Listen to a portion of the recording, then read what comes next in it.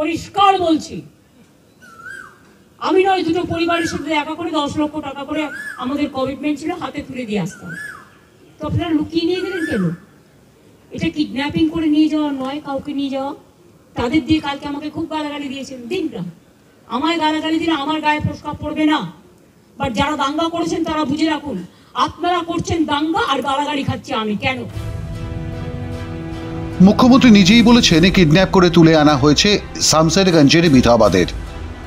স্বাভাবিক কারণেই তার পুলিশ তো অতি সক্রিয়তা দেখাবেই, হামলা চালাবেই।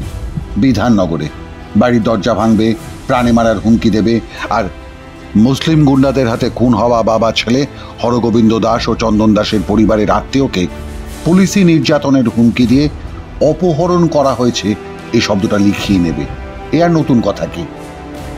তবে এরপরই আরও এক সত্য সামনে এসেছে। মুখ্যমন্ত্রীর অপহরণের তত্ত্বকে উড়িয়ে দিয়েছেন হরগোবিন্দ দাসের ছোট ছেলে। শুনুন কি বলছেন তিনি। আমি সমর্থ দাস বলছি, গ্রাম জাফরাবাদ, পিতা হরগোবিন্দ দাস, দাদা চন্দন দাস। আমার পরিবার কলকাতায় বিএসএফ ক্যাম্প এবং এনআই তদন্তের জন্য কলকাতায় একটা হাইকোর্টে কেস করার জন্য স্বইচ্ছায় কলকাতায় এসেছে। আমি যখন ঘরে ছিলাম, পুলিশের আমাকে জোর করে ভিডিও করিয়েছে এবং আমার মিসেস বাথরুম গেলে তার পেছনে যাচ্ছে। আজকে আমি আমার মিসেস আর আমি নিজের প্রাণ বাঁচাবার জন্য স্বইচ্ছায় কলকাতায় এসেছি। এরপরেও অবশ্য মুখ্যমন্ত্রী সব দায় ঝেড়ে ফেলেছেন নিজের ঘাড়ের থেকে। জানিয়ে দিয়েছেন তিনি দাঙ্গা করার কোনো নির্দেশই দেননি, আর প্রাণহানির দায় চাপিয়েছেন বিএসএফ এর ওপর। আমি কি আপনাদের কাউকে বলেছি কেউ কারো বিরুদ্ধে দাঙ্গা করুন? আর বিএসএফ বা কেন গুলি চালিয়েছিল?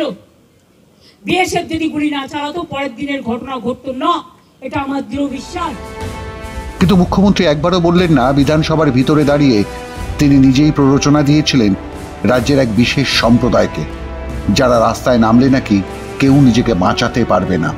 বললেন না সেদিন তার পুলিশ কোথায় ছিল, জানালেন না পুলিশ ফাঁড়ি পুড়িয়ে দেওয়ার সাহস কোথা থেকে পেল ওয়াকফ বিরোধী ইমাম মুয়াজ্জিনদের দল।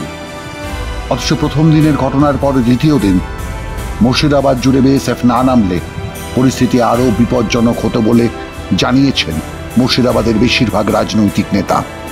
আর এখন নিজের ঘাট থেকে দায় ঝেড়ে ফেলতে, নিজের পুলিশের অকর্মণ্যতাকে আড়াল করতে বিএসএফ এর ঘাড়ে দায় ঠেলছেন। বিএসএফ যারা ওয়াকফ বিরোধী আন্দোলনের নামে ভাঙচুর চালাচ্ছিল তাদের ওপর গুলি চালিয়েছিল, আর ধুলিয়ানে তৃণমূল কংগ্রেস নির্বাচিত প্রতিনিধি নিজে হাজির থেকে একের পর এক হিন্দুদের বাড়ি ভাঙচুর করিয়েছে, আগুন লাগিয়েছে। সে ছবি এখনো ভাইরাল।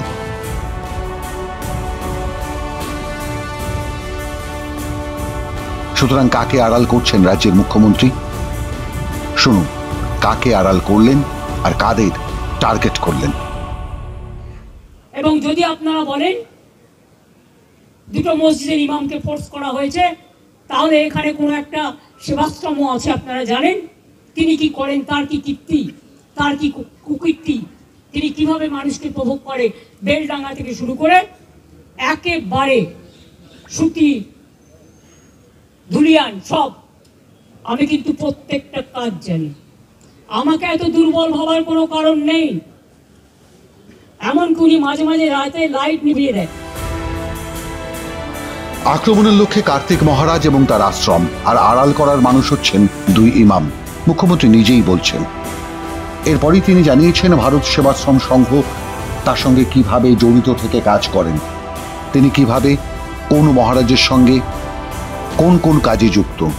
কিন্তু মুখ্যমন্ত্রী যে কথা বললেন না বা ইচ্ছে করেই ধোঁয়াশা রেখে দিলেন, তা হলো মুর্শিদাবাদ জুড়ে নাকি অসংখ্য গদ্য পদ্য গল্প কাহিনী রয়েছে। কি সেগুলো? পরিষ্কার পুলিশকে বলেছি সিআই অফিস ওখান থেকে পাশে সরিয়ে নেবে। উনি তো সেন্ট্রাল প্রোটেকশনে আছেন, থাকুন, ভালো থাকুন, আমার কোনো আপত্তি নেই, আমি কারো ক্ষতি চাই না। কিন্তু এখানের ব্যাপারটা একটু আলাদা। এখানে গদ্য পদ্য সদ্য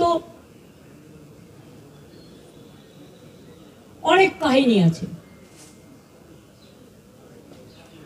সেই কাহিনীগুলো আমি প্রেসকে বলবো, আমি বলবো না, আপনারা খুঁজে বের করুন। যদি সত্যি হয় আমি সব মেনে নেব, আর যদি অসত্য হয় তাহলে please don't forget you are also playing a crucial role. তার মানে মুখ্যমন্ত্রী কি জানতেন ওয়াক অফ বিল বিরোধিতার নামে মালদা মুর্শিদাবাদের বিস্তীর্ণ এলাকা জুড়ে মুসলিম ভোট একজোট করতে তার বিধায়করাই এই কাণ্ড ঘটাবেন?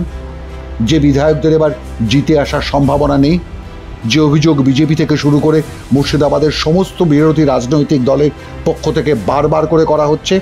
তবে মুখ্যমন্ত্রী আজ আরও একবার বুঝিয়ে দিলেন, নিজের ব্যর্থতা ঢাকতে এবং নিজেকে বাঁচাতে তিনি যে কোনো কাউকে বলির পাঁঠা করতে পারেন। সেটা দলের লোক হোক, বিরোধী হোক, তাদের ঘাড়ে দোষ বা দায় ঠেলে দিয়ে নিজেকে স্বচ্ছ রাখতে চান রাজ্যের মুখ্যমন্ত্রী। কিন্তু যে প্রশ্নটি রাজ্যের মুখ্যমন্ত্রীকে কেউই করলেন না তা হলো, মুর্শিদাবাদের জঙ্গিপুর, শামসেরগঞ্জ, সুতি, ধুলিয়ান জুড়ে 3 দিন তার পুলিশের এসপি কোথায় উধাও হয়ে গিয়েছিল?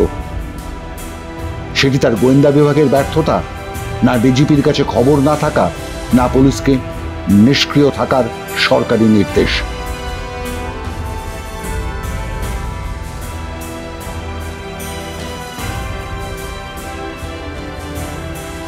এখন 10 লাখ টাকা খয়রাতি করে যখন নাম কিনতে চাইছেন রাজ্যের মুখ্যমন্ত্রী এবং সে কাজটি করতে না পেরে উগড়ে দিলেন তার ক্ষোভ। এর আগে অবশ্য জেলা প্রশাসনিক ভবনে মুখ্যমন্ত্রী বৈঠক করেন রাজ্য ও জেলা পুলিশ প্রশাসনের কর্তা ব্যক্তিদের সঙ্গে, ছিলেন জনপ্রতিনিধিদের একাংশ। দীর্ঘক্ষণ ধরে বৈঠক চলে। ওয়াক অফ আন্দোলনের নামে অশান্তির আগুন জ্বলবার 23-24 দিন পর দুদিনের মুর্শিদাবাদ সফরে এসছেন রাজ্যের মুখ্যমন্ত্রী মমতা বন্দ্যোপাধ্যায়, সঙ্গী মুখ্য সচিব মনোজ পান্ত, রাজ্য পুলিশের ডিজি রাজীব কুমার। মাধ্যম ব্যুরো রিপোর্ট।